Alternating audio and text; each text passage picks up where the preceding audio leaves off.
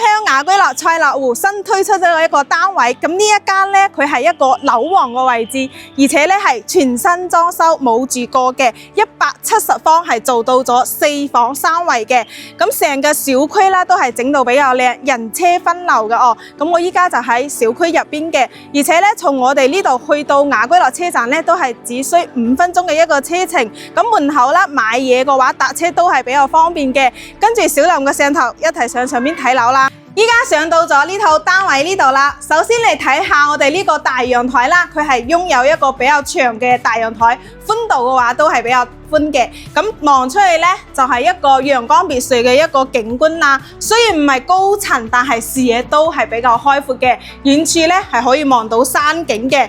面積呢係170方。佢咧係做到咗4房3衛嘅，成間屋咧都係全新裝修。呢邊咧就係一個大客廳嘅位置啦。咁再過嚟咧就係我哋嘅一個餐廳啦。你睇下呢個餐廳嘅寬度都係比較大嘅，依家係擺咗張6人位嘅餐台喺度。咁對翻過嚟咧就係一個 U 型嘅一個廚房。你睇下櫥櫃呢啲，到時你自己都唔使整啦，完全都係贈送俾你嘅。咁出到出面係有個生活陽台嘅，平時啦洗衣機啊、晾曬係可以放喺嗰邊嘅。咁呢間屋依家賣嘅單價咧係8100左右嘅，價錢嘅話都係比較吸引喎。我哋再嚟房間呢一邊睇下。首先咧第一間客房咧都有成9個方嘅，佢係連接翻我哋大陽台嗰邊嘅，而且咧都係朝翻南向。再過嚟咧就係一個公共洗手間啦，係有整到乾濕分離嘅哦。咁對過去咧呢一間房咧，佢係有送飄窗俾你嘅，所以咧佢房間嘅一個實用率嘅話都係比較高嘅。咁第三間呢一間咧可以作為一個父母房嘅，因為咧佢係帶有一個套間啊、衣帽間嗰啲咧，全部都係安排到位啦。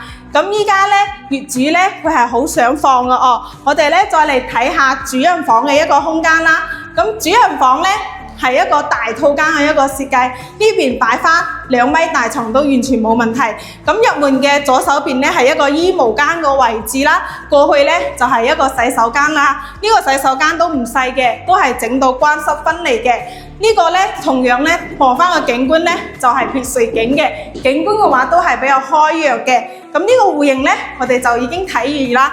呢個咧就係雅居樂賽樂湖170方一個樓王單位哦。咁依家咧業主放嘅價錢咧係去到138萬嘅。